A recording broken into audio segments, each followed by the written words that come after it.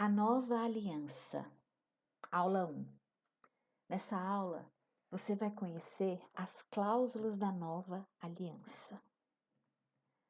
E o que é importante você perceber, antes de mais nada, é que antes, no Velho Testamento, havia um céu de bronze. O que significa isso? Antes, para você ter um relacionamento com Deus, era necessário um sacerdote que recebia ali o animal e ali era sacrificado para que os seus pecados fossem cobertos. Hoje o céu está aberto. Por que o céu está aberto? Porque Cristo lá no Calvário se tornou o que eu era para que você seja o que Ele é. Significa que você, meu irmão, foi unido a Ele. Agora, a posição dele é a sua. E o princípio do representante, da qual eu falei antecipadamente, né, antes, quando nós começamos a falar sobre o céu de bronze, né, era o seguinte: Deus se relaciona conosco com base no representante. Ninguém pode chegar diante de Deus diretamente, precisa de um representante.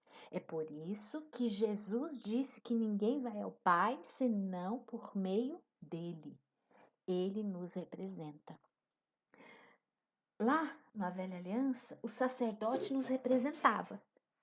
Na nova aliança, Jesus nos representa. Olha que interessante. Ele nos representa diante de Deus. Porque nenhum de nós podemos chegar diretamente a Ele. Mas Ele nos deu Jesus. Ele nos deu um representante. Para quê? Para que o nosso relacionamento seja perfeito. Eu sempre uso no encontro a ilustração da melancia, aonde eu tiro um pedaço daquela melancia e através daquele pedaço eu faço um suco, representando Deus, a melancia inteira, Jesus, o pedaço da melancia, e o Espírito Santo, o suco. E eu ensino ali que quando eu tomo aquele suco, eu consigo saborear toda a melancia, né? Eu consigo sentir o sabor da melancia. E quando eu como também, ali aquele pedaço que representa Jesus, eu consigo. Mas quando eu vou comer a melancia inteira, minha boca não consegue, porque é muito grande, é enorme. Então isso simboliza o seu relacionamento com Deus, né? Jesus é o seu representante. Significa que ele é o seu intercessor, o seu advogado diante de Deus. Quando Adão pecou, por exemplo, nós pecamos com ele. Era o mesmo representante. Olha que interessante. Quando Adão cometeu o pecado, ele nos representava porque ele foi o primeiro homem. Mas olha, mas o Senhor Jesus é o segundo Adão. O cabeça de uma nova raça. Quando nós cremos em Cristo, nós somos colocados nele, de forma que ele se torne nosso representante. Quem nos representava como homem era Adão. Mas Jesus veio como homem, saiu da sua glória, deixou a sua glória, deixou a sua divindade e veio ser humano. Então significa que o segundo Adão, Cristo, nos representa. Ele é o nosso representante. Na cruz, o Senhor Jesus se tornou o que éramos, para que possamos nos tornar o que Ele é. Olha o que diz em 1 Coríntios 5:21. Aquele que não conheceu pecado, Ele o fez pecado por nós, para que nele fôssemos feitos justiça de Deus. Porque pela desobediência de um só homem, olha o que diz a palavra, quem desobedeceu? Adão. Pela desobediência de Adão, muitos se tornaram pecadores. Assim também, por meio da obediência de um só, Cristo, muitos se tornarão justos. Romanos 5,19. Você é justo, porque Cristo, através do sacrifício de Cristo, ele te tornou justo. Aleluia. Continuando.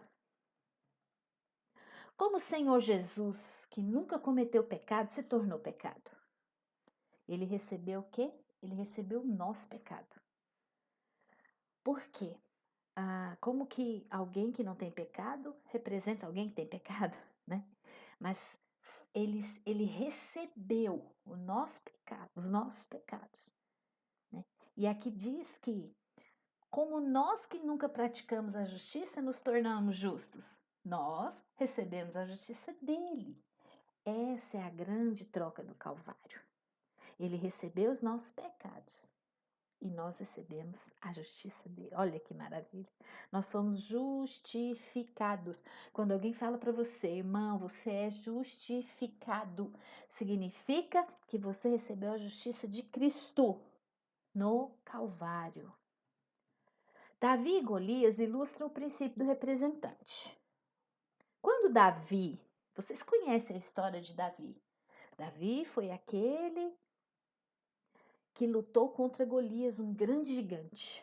Um gigante que era um filisteu e que afrontava o povo de Israel.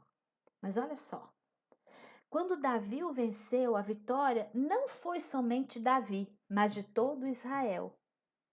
Davi representava Israel. Quando Davi matou Golias, Israel venceu. Significa que Davi representou Israel. E aí, o mesmo princípio se aplicava ao sumo sacerdote. Ele representava o povo diante de Deus. Lembra quando eu disse do céu de bronze? O princípio do sumo sacerdote era isso. Ele representava o povo. O que Deus estava dizendo é que o seu sumo sacerdote é bom. Você está bem. Ele representava. Mas os bons sumos sacerdotes envelheciam e morriam. Olha que interessante, né? O sumo sacerdote, ele tinha uma vida humana, né? Então, ele nascia, vivia e morria. E aí tinha que ter outro sumo sacerdote que assumia o lugar dele. Mas só que agora nós temos um sacerdote eterno. Quem é o nosso sacerdote eterno? Jesus.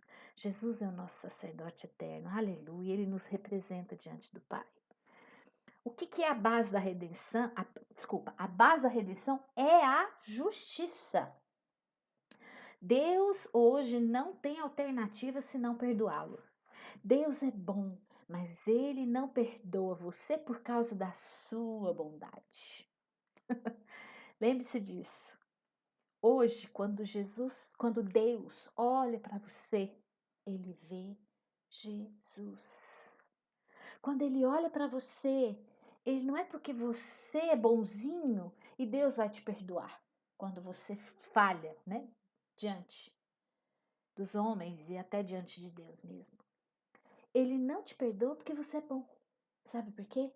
Ele te perdoa por causa de Jesus, porque você foi justificado quando Jesus morreu por você. Deus é misericordioso, mas a base do perdão não é a misericórdia. Deus perdoa você com base na sua fidelidade e na sua justiça. O perdão de Deus é baseado na justiça. Uma vez que a dívida foi paga, ele não tem outra alternativa a não ser nos considerar inocentes e sem culpa. A cruz é a justiça de Deus fazendo pagamento pelo amor de Deus. Aleluia. Então, quando você é perdoado, significa que já houve um pagamento. Jesus já pagou a sua dívida. Significa que Deus e a alternativa de Deus é a justiça. Quando Jesus morreu por você, ele te deu. Alguns pastores dizem que ele não deu o cartão de crédito, né? A salvação, a justiça de Deus foi o pagamento real de uma dívida, né? Não um cartão de crédito, e sim um pagamento real. Então lembre-se, a cruz é a justiça de Deus. Fale isso todos os dias, a cruz é a justiça de Deus. Se hoje eu sou perdoado por Deus, é porque Jesus veio aqui e morreu por mim. Aleluia. Olha só, ele mesmo veio e pagou pelo crime em nosso lugar. Você imagina isso? Imagine se você cometesse um crime, matasse uma pessoa, roubasse um banco ou fizesse algo inapropriado. Sabe o que acontece? Jesus chegar e dizia assim para você: não precisa ser preso, você fique em paz, porque eu vou pagar a sua dívida. Eu vou pagar a sua sentença. Ele fez isso por você. Assim, o perdão de Deus é baseado na sua justiça. Uma vez que a dívida foi paga, ele não tem outra alternativa a não ser nos considerar inocentes e sem culpa. Aleluia! Isso é maravilhoso. A dívida foi paga. Ele não nos declara perdoados porque nos ama, mas porque é justo. Deus nos perdoa porque é justo e ele não pode escolher ser ou não ser justo. Ele é justo. Ele precisa ser sempre justo e isso traz segurança para nossa alma. Aleluia, isso é maravilhoso. Essa é a base da nova aliança. Deus é justo e o justificador dos que têm fé em Jesus. Romanos 3:26. Tendo em vista a manifestação da sua justiça no tempo presente, para que ele mesmo seja justo e o justificador daquele que tem fé em Jesus. Romanos 3:26. A lei foi dada por meio de Moisés. Mas 1.500 anos depois, a graça e a verdade vieram por meio de Jesus. Hoje, a presente verdade é a nova aliança. Hoje nós não estamos debaixo da lei de Moisés. Hoje nós estamos debaixo da graça de Jesus Cristo. Aleluia. Porque se aquela primeira aliança tivesse sido sem defeito, de maneira alguma estaria sendo buscado lugar para uma segunda. Então, aqui diz que: eis aí vem dias, diz o Senhor, e firmarei nova aliança com a casa de Israel e com a casa de Judá. Não segundo a aliança que fiz com seus pais, que é aquela aliança feita com Moisés. No dia em que os tomei pela mão, para os conduzir até fora da terra do Egito. Pois eles não continuaram na minha aliança, e eu não atentei para eles, diz o Senhor. Essa é uma nova aliança. É firmada através de Jesus Cristo. Porque esta é a aliança que firmarei com a casa de Israel, depois daqueles dias. Olha que coisa mais linda isso. Está em Hebreus 8:7. Presta atenção nessa palavra. Na sua mente imprimirei as minhas leis. Olha que coisa maravilhosa isso aqui. Na sua mente, meu querido, imprimirei as minhas leis. Também sobre o seu coração a inscreverei. E eu serei o seu Deus, e eles serão o meu povo. E não ensinará jamais cada um ao seu próximo, nem cada um ao seu irmão, dizendo: conhece ao Senhor, porque todos me conhecerão, desde o menor deles até o maior. Pois para com as suas iniquidades usarei de misericórdia, e dos seus pecados, olha que maravilha isso, jamais me lembrarei. Isso está em Hebreus 8:7. Aleluia. Hoje, a lei do Senhor não é aquilo que tem que ser, muitas vezes, anteriormente, na lei de Moisés. A lei era dita, falada de geração em geração, e as pessoas cumpriam, mas não cumpriam com o coração. Eles cumpriam muitas vezes porque por obediência, por obrigação. Quando o Senhor imprime as leis no seu coração, você tem tanto prazer em cumprir essa lei, porque você hoje conhece o amor de Deus através da nova aliança, através da justificação, que aquilo passa a ser algo da sua vida, né? E aqui quando fala, conhecereis o Senhor, porque todos me conhecerão. O Espírito Santo foi deixado aqui para que todos o conheçam e desfrute desse Espírito Santo. Aleluia. O texto de Hebreus 8 é uma citação de Jeremias, onde são colocadas as cláusulas da nova aliança. O Senhor diz que fará 4 coisas. Lembra do que foi dito ali no versículo? Primeiro, na sua mente imprimirei as minhas leis. Quer dizer, eu vou conhecer as leis, eu vou saber quais são as leis do Senhor. Depois, eu serei o seu Deus e eles serão meu povo. Terceiro, não ensinará jamais cada um ao seu próximo, dizendo: conhece o Senhor. Por quê? Porque o Espírito Santo foi liberado através de Jesus, para que nós o conhecesse intimamente. E dos seus pecados jamais me lembrarei. Isso é divino, né? Aleluia. Na sua mente imprimirei as minhas leis. Aqui fala que o problema da lei é que ela não muda o interior do homem. Ela toca apenas o exterior. E isso não satisfaz a Deus. Na verdade, aqui fala até de um filho, né? Eu gostaria de poder colocar dentro do meu filho o desejo de comer brócolis, mas não tenho esse poder.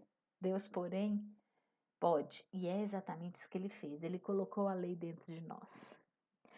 Você não pode forçar o seu filho, muitas vezes, a comer. Lá em Goiás, a gente tem o jiló. Que delícia. E aí, eu lembro que a primeira vez que meu filho comeu o jiló, ele quase que chorou, porque sentiu aquele gosto amargo. E eu não posso, de maneira alguma, colocar dentro dos meus filhos aquilo muitas vezes que eu acho que é o correto. Então, Deus, ele faz isso. Ele fez isso quando Jesus veio. A lei, ela foi colocada dentro de nós, mas não de uma forma de imposição, mas através de algo interior, algo que vem de uma forma doce, suave, amável. A velha aliança é: amarás o Senhor teu Deus, mas a nova aliança é: nós amamos porque Ele nos amou primeiro. Então, quando eu digo na velha aliança, eu tenho que amar a Deus, tem que amar a Deus, tem que amá-lo, amarás o Senhor teu Deus. Mas a nova aliança é o quê? Eu vou amá-lo porque Ele me amou primeiro. Hoje o nosso amor é uma resposta ao amor dele por nós. Olha que coisa mais linda. Eu pensava ao contrário. Eu pensava que eu o amava tanto, né? Só que depois que eu conheci mais intimamente, eu percebi que ele me amou primeiro. Ele morreu por mim. Ele pensou em mim. Então, eu tenho uma gratidão. E esse amor por Deus não é nada forçado. Eu o amo porque ele me amou. Aleluia. Eu serei o seu Deus e eles serão o meu povo. Olha que interessante. Se estivermos doentes, ele será o nosso Deus e nós teremos cura. Se estivermos com necessidade, ele será o nosso Deus e nós teremos plena provisão. Quando o anjo veio anunciar o nascimento do Senhor, ele disse que o seu nome seria Salvador, Yeshua. Essa é uma diferença entre a lei e a graça. Quando pregamos a lei, nós dizemos às pessoas o que elas precisam fazer. Mas quando pregamos a graça, nós falamos do Senhor, o que o Senhor faz por nós. Muitos buscam métodos, mas Deus nos dá Cristo. Amém? Na lei, a gente muitas vezes diz, né, aquilo que tinha de ser feito, como esse mandamento: amarás o Senhor teu Deus. Mas na graça fica diferente, é algo que fica mais doce, porque a graça que a gente fala é aquilo que o Senhor fez por nós, né? É o sacrifício dele. Sempre associamos salvação com o ser salvo do inferno e da condenação, mas a palavra salvar é sozo. O que significa? Significa muito mais que isso. Nós podemos ser salvos de uma enfermidade, de uma vida de pobreza e até de um casamento ruim. Muitas vezes a pessoa pensa que a salvação ela é só para a nível totalmente espiritual, a minha salvação, eu vou estar com Cristo quando ele voltar. Mas a salvação, ela tem um poder muito maior. Ela significa muito mais que isso. Deus pode te livrar de uma enfermidade, Deus pode te livrar da pobreza, da dificuldade. Porque quando ele vem, tudo que ele tem, ele traz para você. Amém? O terceiro, né? Já estamos terminando essa primeira parte. A terceira cláusula é que todos conhecerão o Senhor, desde o menor até o maior. O conhecimento de Deus hoje é intuitivo dentro do nosso espírito recriado. Nós podemos ter comunhão com Ele em nosso espírito. Amém? Não importa se somos crianças ou velhos, cultos ou iletrados, todos podemos conhecer a Deus. Todos nós podemos ter relacionamento com o Espírito Santo. E finalmente, 4. Dos seus pecados jamais me lembrarei. Essa é a cláusula que torna possível todas as outras. Debaixo da lei, o Senhor disse que visitaria a iniquidade dos pais nos filhos, até a terceira e quarta geração. Mas agora, Ele não se lembra mais dos nossos pecados. Aleluia! Isso é maravilhoso. Se você tiver noção disso, você vai estar conseguindo compreender o que é a nova aliança. Você vai entender que através do sacrifício, através da morte de Cristo, através do seu sacrifício, nós fomos justificados. E hoje, quando Ele olha para você, Ele vê Cristo. Amém? Enquanto Deus se lembra, Ele julga. Mas agora não há mais lembrança de nenhum dos nossos pecados. Isso significa que não há mais condenação sobre nós, e nem sobre os nossos filhos, e nem sobre os nossos netos. Qual é a parte do homem na nova aliança? Sabe qual que é a sua parte, irmão? Crer. Porque aqui diz que o justo viverá pela fé. Então, Deus é seu pai. Você é filho e herdeiro. Você não é herdeiro porque comporta bem. Você é herdeiro porque é filho. Aleluia. Muitos não conseguem ter esperança por causa do medo da condenação e da ira de Deus. Mas a verdade é que sobre nós não há mais condenação. E o Senhor jurou que não mais se iraria contra nós. Isaías 54, 9. A nossa esperança está firmada na fidelidade de Deus e em sua aliança. O Senhor se comprometeu a nos dar um grande futuro por causa da nova aliança. Farei com eles aliança eterna. Agora, a aliança eterna, segundo o qual não deixarei de lhes fazer o bem, e porei o meu temor no seu coração, para que nunca se apartem de mim. Aleluia. Terminamos assim a aula 1 da nova aliança. Que você possa ser edificado e que você possa compreender essas cláusulas e aprender a cada dia a saber que o Senhor não se lembra de nenhum dos seus pecados. A nova aliança é a graça estabelecida sobre nós. Amém?